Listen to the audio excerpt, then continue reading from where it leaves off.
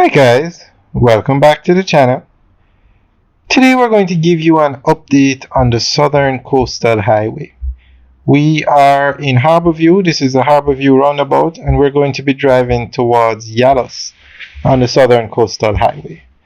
Now this road is what you call a game changer for the parish of St. Thomas.